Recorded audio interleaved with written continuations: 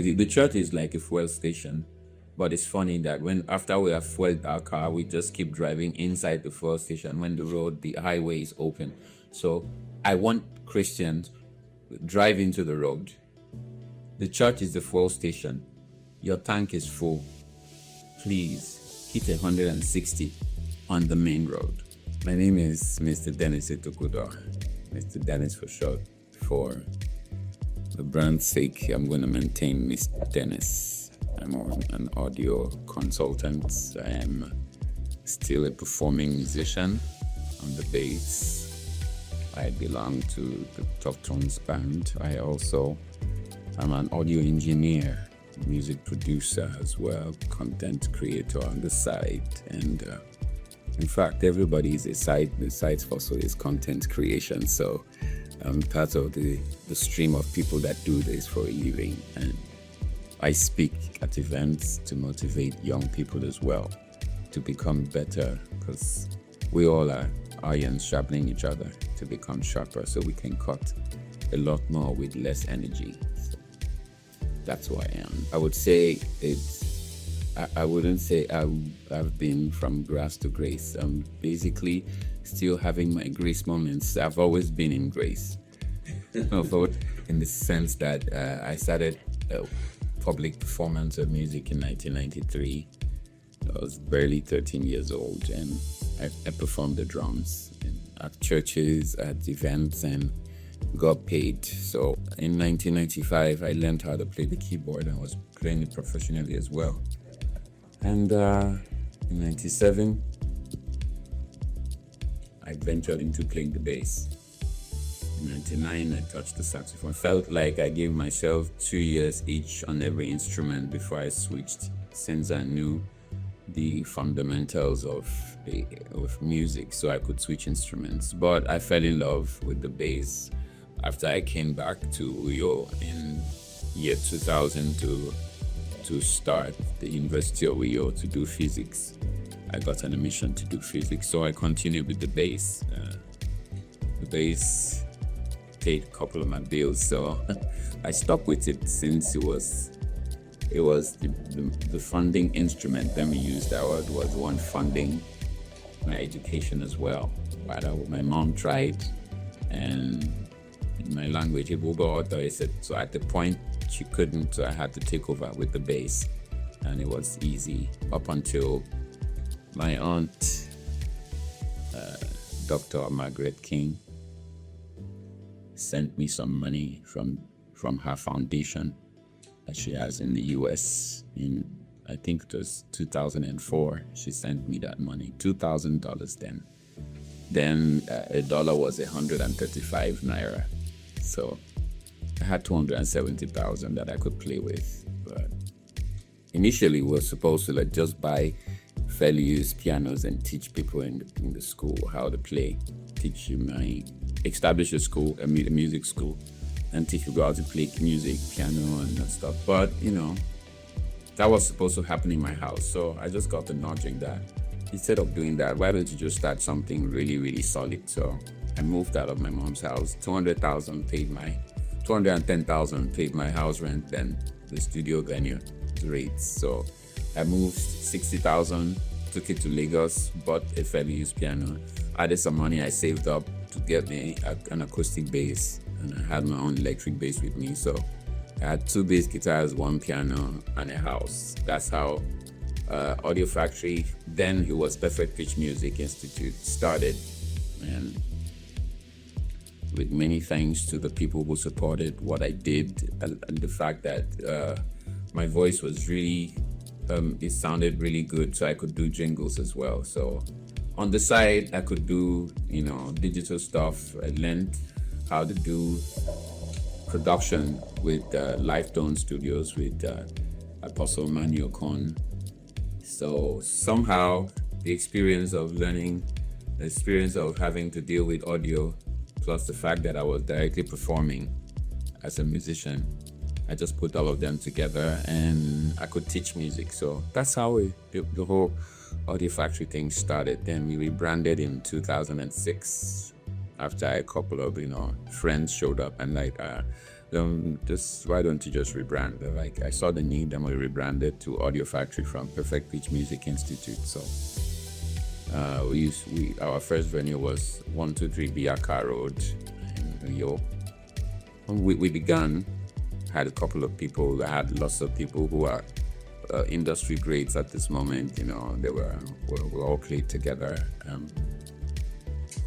The likes of Freke Oman, the likes of Mafio Bay, the likes of Tiedo, is Tribe Elion now, who lives in the States, the likes of Fioke was around, Kenzie Kemini, lots of people. I can't even mention everybody's name, because a crowd of people, some of them delved into other things, like Austin Odor delved into photography. In fact, was still a musician, but was into photography and videography as well, and it's Canon ambassador. And lots of people had friends who could stick around, and we just had fun playing music and singing and just having fun and growing together. And voila, we became amazing. We just help people grow their craft. So that's how it's been. The journey has been from grace to grace. I've never had grass. So, but I can inspire people who have been on grass. When I say grass, it means you totally had nothing. But there was a point in my life that I actually had nothing. But I don't still call that grass, because it's just ungratefulness to call stuff grass. But I've been growing from small level of grace to bigger levels of grace. So it's been amazing. I've worked without money. I've suffered, slept on the floor. I've slept in an empty room with just a towel that becomes my pillow when I start sleeping, then becomes a blanket when it starts getting cold at night. Grow my business from one bass guitar to two, to one piano, to a lot, to the whole rental stuff, my whole rental company. It's funny that my rental company started with my girlfriend then, which is my wife now. Yeah, she used to work in the bank. She got me a pair of Wafdale speakers. Then she noticed how crazy I was working with those, and I saved up a couple of extra bucks, and she just added extra money, and we got one extra pair. So I had 2 pairs of Wafdale speakers and a mixer amp, and I was doing stuff. She's an amazing person. I ended up marrying her. For me, the music and entertainment is passion. It's not just something I do for money. Because if it's just money, there are many times where discouragement and frustration from what the industry shows you, from probably lack of knowledge. Because all of this, I would just put it over the fact that I knew little, and plus the fact that lots of people in the city still believe people who do entertainment are those who have nothing else to do. And it's crazy that the only thing that will still continue after we are gone is music. And so somehow it became passion for me, and I turned my passion to what I could feed with. So I get to be happy that I still do music, because I found a way to convert what I still love to do to what I do for fun, for funds. So what I do for fun, I do for funds at the same time. So I enjoy the craft. I enjoy the performance. I enjoy being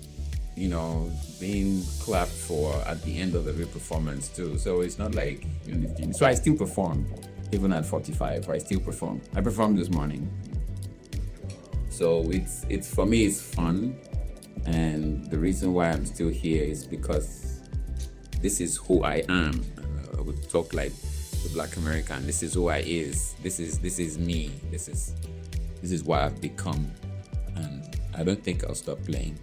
I probably would play maybe for fewer crowds who have way more money than I would want to perform in bigger crowds. That's like for later.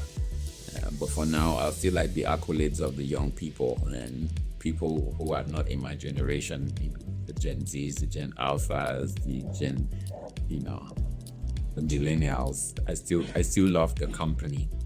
And someone listened to me one time and said, "But you are like your actor." I'm like, I'm not a millennial. I am a 1980 baby. So if I'm 1980 baby, I'm part of the Gen X. So, but I found a way to know that music cuts across then till now, and the only difference is just the mixed texture. Okay, the other part is the fact that okay, in gospel music, people are more into the Christian contemporary music where you're playing less of the old gospel lines, you're playing the new contemporary lines that are easy and have less work. I don't know. That's what it's called it, but if it's sweet to the ear, that's what music is.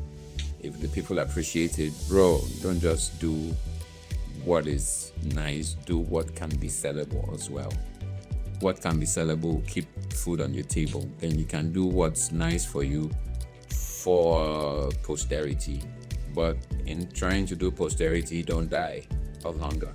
So I do both kinds of music. Music from the 2000s that I came into, it was, basically more orthodoxy, classical, more Ekpamo-ish, more pop report. I don't know what that is. That what if? And if that's what the name they call it. But it was then lots of reggae. There was lots of reggae then. Reggae was the contemporary music. Yeah? Then before we switched into real contemporary music where we play lots of gospel, church, funk, R&B, hip hop. Then the Makosa era showed up and everything changed as well. I've lived through all of those. Now we're into 3 6 3 5 1 chords.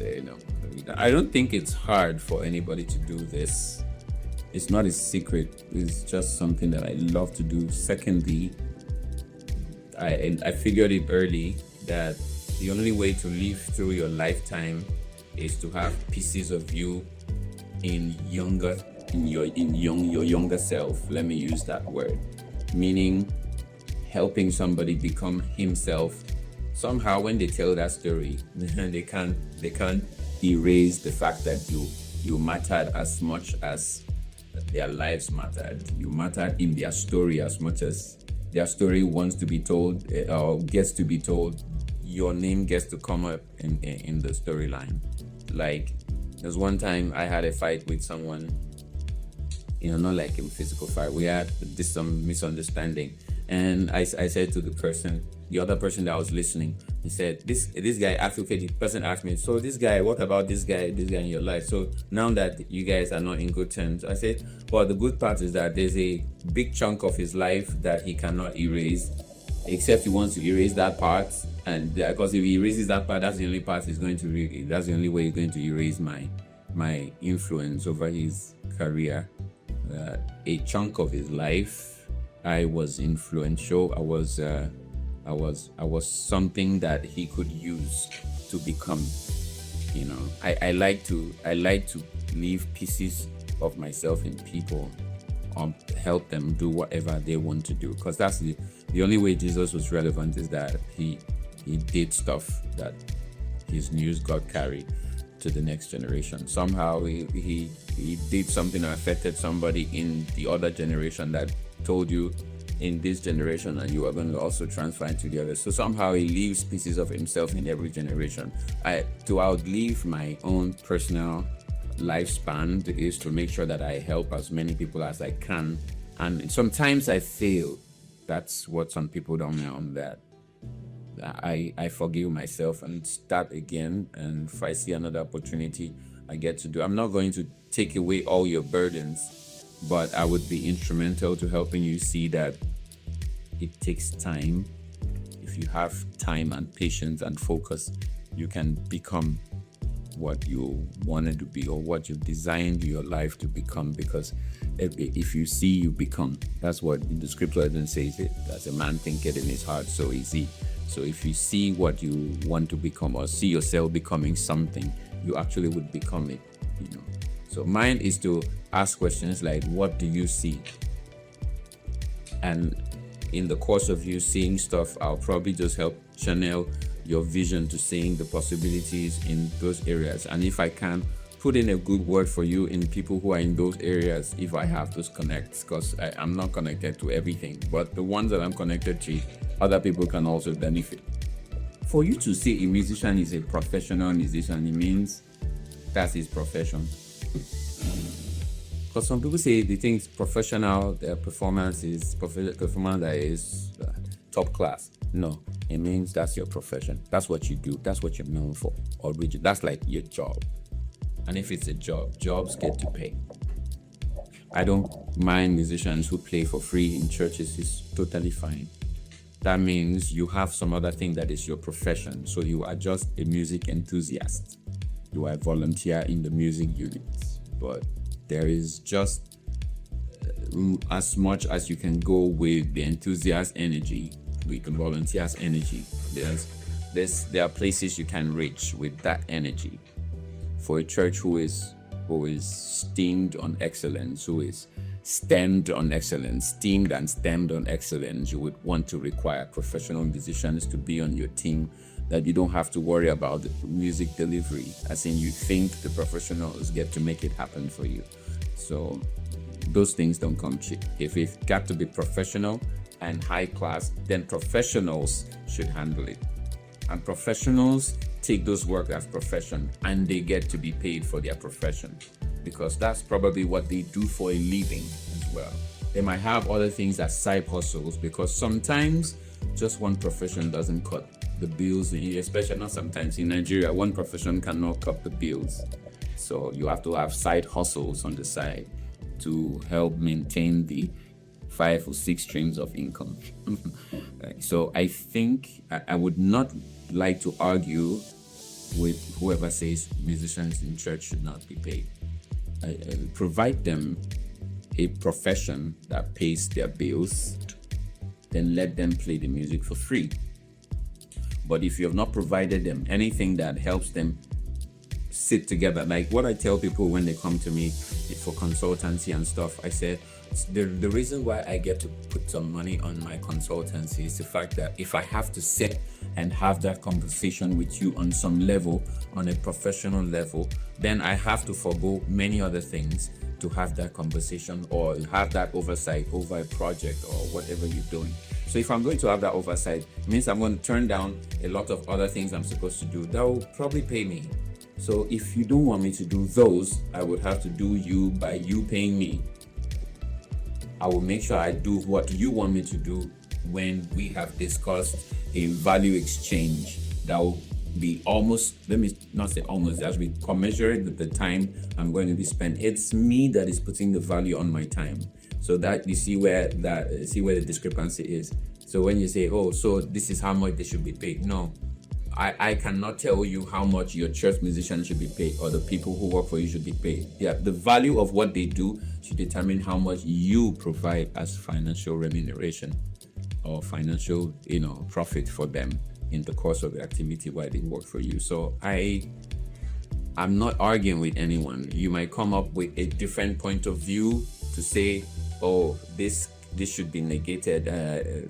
Paying musicians should be off the table. It's totally fine.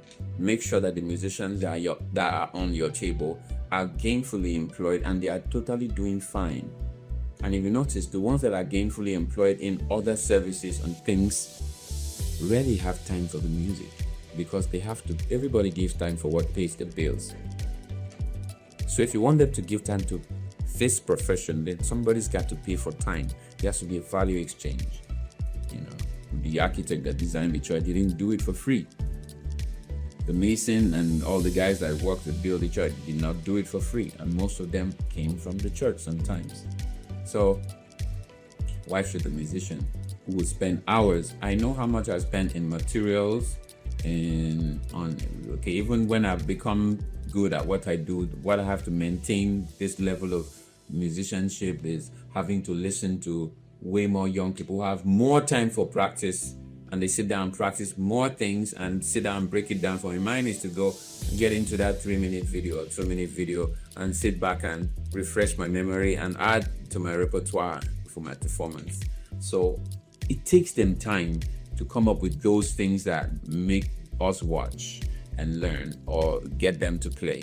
So if it's going to take them time to come up with beautiful music, it should take you money to make them do it again. I think it's just logical to know that music is your profession. Now you decide to do church music, like music for the soul. You can decide to do that as a profession. You can decide to do the general music as a profession. So I don't think there's anything wrong if you play for the secular entertainment. Because I do play for secular entertainment. I play for devotion. I play for worship. I play for secular entertainment. Some musicians would say, "Oh, I am consecrated to play only church inspiration music." It's totally fine, but you cannot say the guy who does full-scale music, secular and gospel, is the bad guy. No, you are just the consecrated type. There are Christians and there are consecrated Christians. You might say, "Oh, shouldn't all the Christians be consecrated?" Yes, we're all consecrated. There are some that are designed to stay, the extreme of the other consecration. The other ones are designed to stay in the center.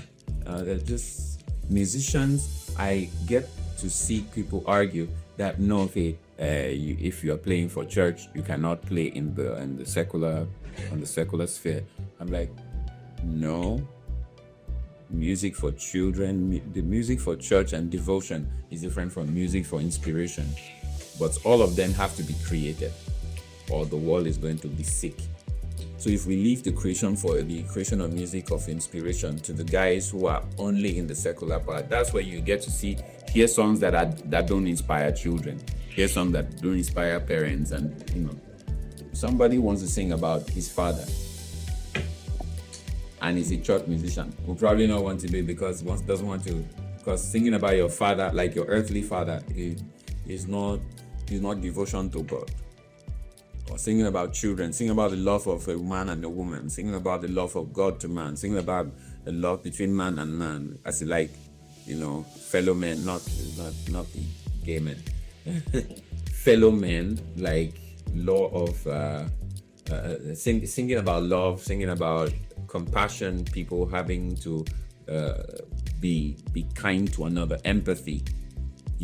People should write songs, and it's Christians that should write songs like this. Christians who are musicians should write songs like this. You don't wait for secular guys only, or somebody who says, "I am the secular musician," in quote. No, don't wait for them to write, and now you do a gospel version of that same song. What's the difference? You took his melody. Melody is melody. A melody is not devotion.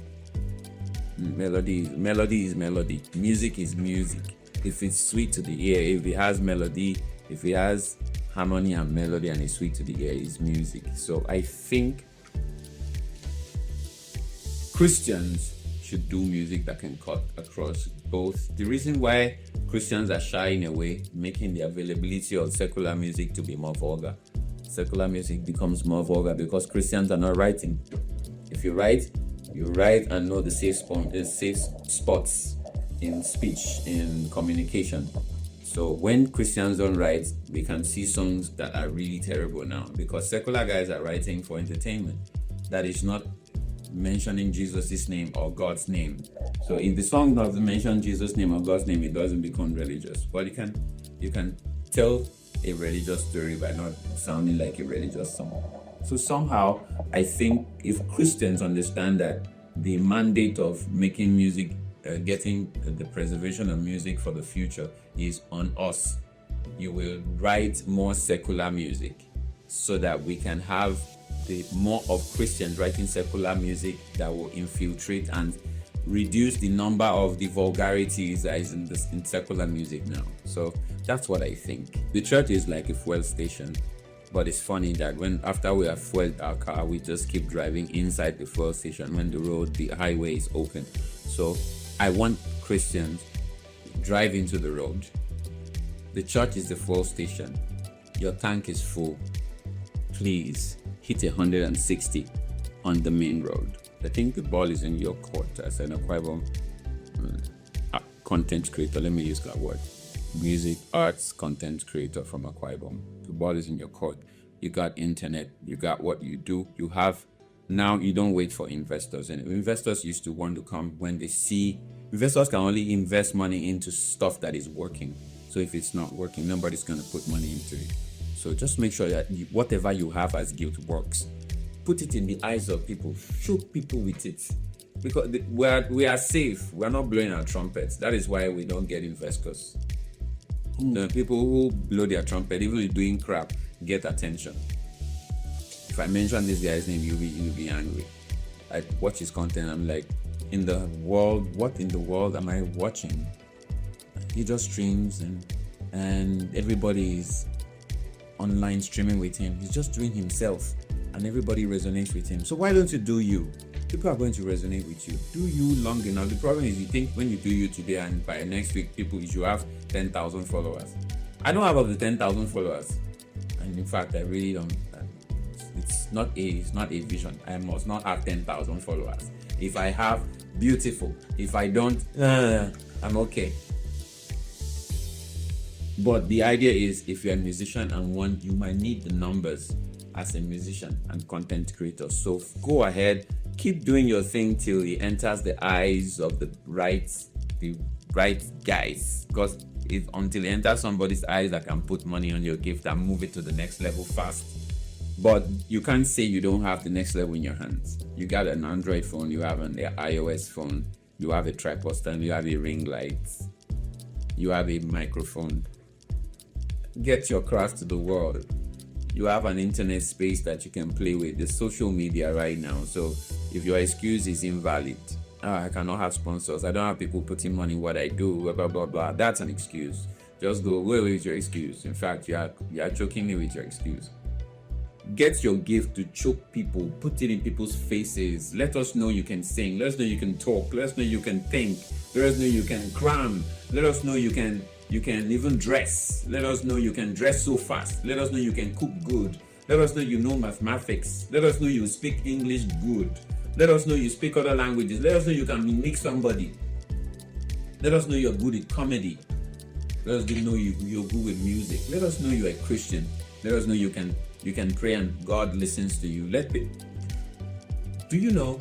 I figured out. I think one of the richest pastors in the world is this pastor that prays by 7 a.m. NSPPD. Trust me, the advent of his work started in 2020 during the lockdown.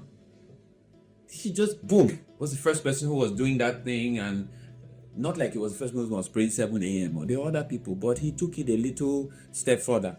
And everybody joined because everybody had nothing to do that period. Everybody was online.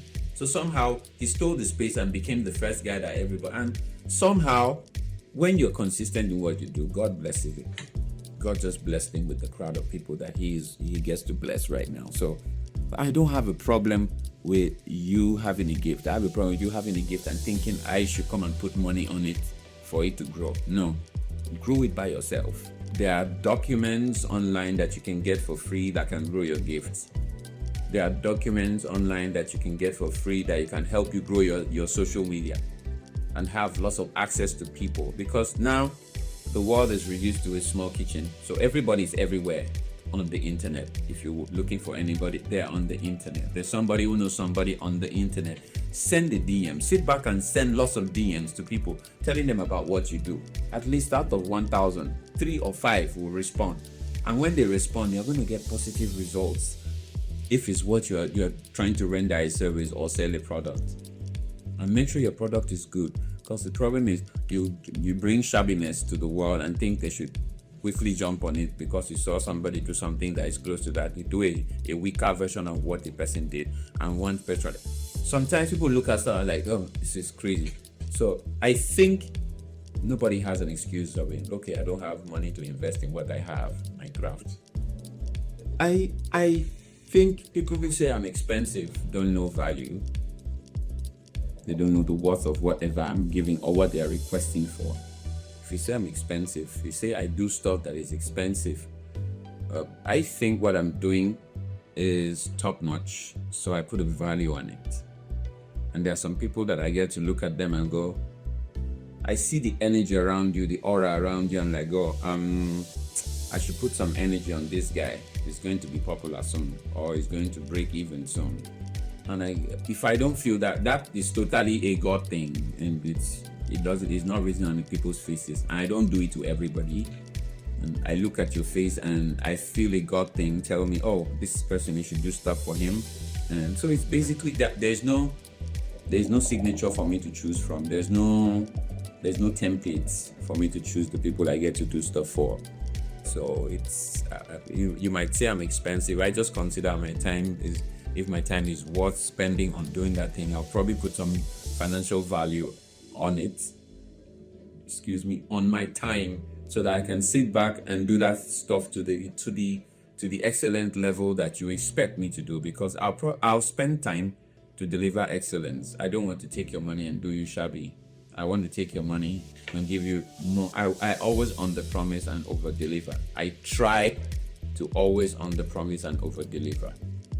And in places where I under delivered, I apologize to the clients and make sure that the next time I had an opportunity, I did better for the next client. So I grow every day. I'm a better version of myself from yesterday. So wow. I think it's just patience and focus. This generation, they lose focus too easy. Everybody gets pressured by the other successful person. I don't get pressured by anybody. I've had lots of invitation and talked, oh, you should leave the country, you should leave the city, you should leave that, you would have done better in a different city, you would have done like way. I'm like, somehow I think I was made for this city. That's me. I just think I was made for the city. So when I'm making changes, I would just simply move. But at the moment, something hasn't clicked yet for that movement. And I don't just want to move until it clicks. So this generation gets pressured by other successes. Somebody succeeds in stuff, and you get pressured and want to join. The era POS business started, then every street there's 6,000 POS points, and now at the end everybody only has 10,000 that they transfer POSs from everyone. Because everybody just gets pressured. You see one success, everybody flows in. Oh, CBEX has come, everybody dumps in. Oh, NTFE has come, everybody goes, puts money and loses. So I think we should just calm down. And like the scripture says, there will be poor people among you. There has to be poor people.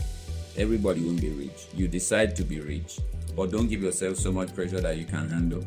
Because the problem is you can become rich with a certain pressure and lose the money if you are not mentally rich. Most people are just rich in their pockets. They are not mentally rich. They are not psychologically rich. So psychologically rich people are people who are focused. They know exactly. They have patience. They will work till they get their stuff done. Work till it works. Because sometimes someone said you can't do the same thing and expect a different result. Sometimes you might have to do the same thing and the different result will come. Do you know why? It's like water trying to break a rock, and it does finally. Drops of water will break a rock, because somehow I think the rock is so strong. But the pressure of coming back tomorrow, I already know. I told my wife one time, I said, I'm going to go out to work, then I'm going to come back. I'm going to go out again, then I'm going to come back. Just be used to the fact that I'm going to go out tomorrow morning, then I will come back in the evening. If you understand the cycle, that this cycle is not going to end, you will have peace. Then you know that some things can change. You get. So I think the pressure that the younger people give themselves is unrealistic. That is why we have lots of people who do stuff that police will be looking for them every 5 seconds, or the EFCC is looking for you, or some level of law enforcement is looking for you. Except you have the energy to run. I don't have energy to run. I'm beginning to grow pot belly, so I don't have the energy to run around. So I try to do legit as much as I can, to be sure that I get as much profit as I can as well, and take care of my family. I have 3 boys that need to do very well. One of them soon would be in the university, so I need to be sure that their monies are on ground. So I work. I keep coming to the office every day. Just show up. But what you should have as a mantra is that I am going to show up at work tomorrow morning. I'm going to show up at work when I'm needed. I'm going to be available when I am needed, because there's actually no secret into business. There's no secret. Just show up when you are needed. Do what you're supposed to do. Be trusted over time. I remember somebody dashing me money just because he heard I'm still doing entertainment from school. We were friends from school. So when he became an elected office holder in the government, he just heard, okay, let's go and see Mr. Dehniece. He came and saw that I was doing the same game. He dashed me money. He says, just because I was consistent. I said to him, I want to have the consistency of day and night. I know there's going to be a day in August 2046. As in, you can predict that there's going to be a morning. You know that it's going to be a 12 noon of that day. There's that consistency in my head. So I want that consistency to work for me. That I am going to come to work tomorrow. I'm going to do what I'm supposed to do when I'm supposed to do it. So I'm not worried. I'm not bothered. I don't get quickly swayed. So this generation should lose the fix me now mentality. Make sure work and know that sometimes you're going to fail, but know that every time you come back, they're not in the same level anymore. You're going to do better. The pressure is bigger and you get better. It boils down to everybody having to think alike and everybody understanding that music is business. Because if we think alike and know that music is business, we'll work it till it works again. You can work it till it works again. It's not going to be easy. It's going to take lots of people sacrificing, and the problem is, are we ready? Because most of the time to get back, that's because people are not ready. Like even those who are millennials and Gen Xs have joined the pressure-driven generation, and we are quickly pressured. If it's not giving money tomorrow morning, we're not doing it again. There's some things I do for money. There's some things I do for posterity. I do it to change something. I do it to make a statement. So, Ibon Praise was a statement then. I'm sorry to say it collapsed for a bit because funding reduced. Because usually music is expensive. To get that level of excellence, you have to spend money. Somebody has to spend money. I think if people decide to spend money and energy around those things again, it can work. And now have someone who has a business plan of sustainability to put it back and put it to work. Because we didn't have a business plan to sustain it. We only have a fund. We had a sponsor. After a sponsor puts money, business plan should sustain the business up until it can sponsor itself. So we just had a sponsor then, and when money went down for a bit, some appointments were not done in the right places and some signatures were not signed. They affected the business, affected the model of growth and the structure of the music. So I think if we all understand that music takes money, it's expensive, but also there's more resources, human resources, intellectual property that has to go into it. If we decide to want to make it happen, we can make it happen again. Music never dies. It just evolves and becomes something else. Mm-hmm. Do we hope to see you put up something like that? I'm working on something. I'm hoping that, like I said, it costs a lot of money to fund stuff. I'm hoping that I'm able to grow the team to what I think it should be. I'm working at it, so I'm hopeful to put off something like that in the future again. I'm still doing my shows. There's Sammy Live in Concert, Sammy Anthony Live in Concert. There is CFTF. There are Tough Tones in the party. There is Rendition Africa, which I'm also co-sponsoring. I'll be supporting, and so I think the world is a stage that we should play in. Soon it will materialize. The stage is the music will sound on the stage. So I think it is possible to redo all those things, and I'm going to do some of them. There are lots of sound that are there's been an improvement in some sound. Some have become more mediocre, in their performances.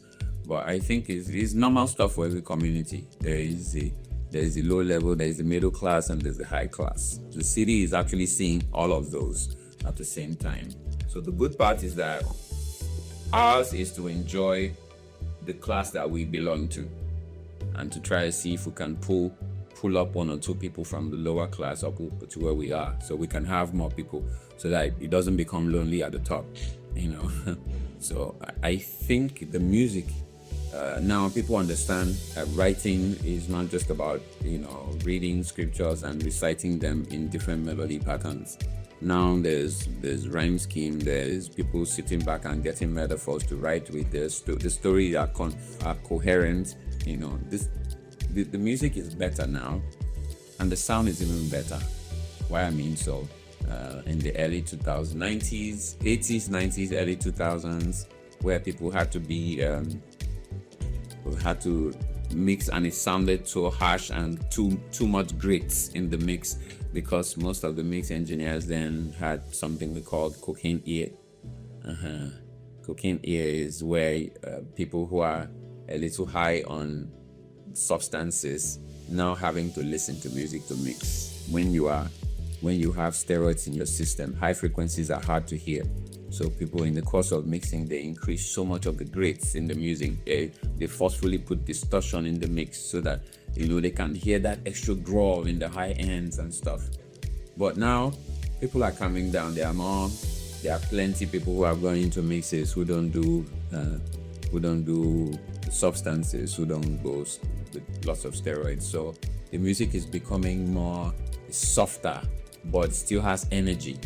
Music is softer with more energy, that is not annoying to the ear. We can listen to music the whole night and not harm our ears because of the grits that used to come with the old mixes. So the mixes are becoming better. Now the sounds are more robust. There's more. If you put up a subwoofer, you hear it rumble, and I enjoy music now. So I listen to the old jobs that I did and go, it was so high, as in, because of the people that were in the industry then who had cocaine ear. They made a standard of mixing in the music then to have, if your highs are not tweety and very gritty, it's not a good mix. But now everything has turned down, so you see that no law stays alive the same way in different generations. Some generations get to make the law they bend it a little bit. So, and same thing, even the law of the fastest material that travels right now is not light, it is dark matter. So too many things have changed. So I think we are getting ready for the new era where music, the softness. I don't know, with the advent of AI right now, where we'll be going musically, but soon it will be easy to tell. So we're just hopeful that God gives us health and wealth and energy to stay alive and keep doing what we do. I'm in New York at the moment. Have a couple of other stop points in Lagos.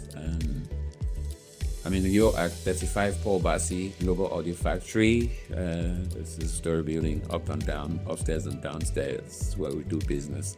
We have a recording studio, functional recording studio. We have an audio rehearsal studio, music rehearsal studio. We have a podcast studio upstairs. We have a repair shop.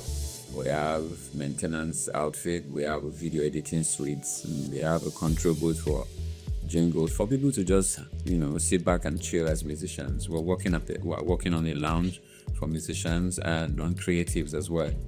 So that's where we are located. Thank you so much, Jesus. It's been my pleasure.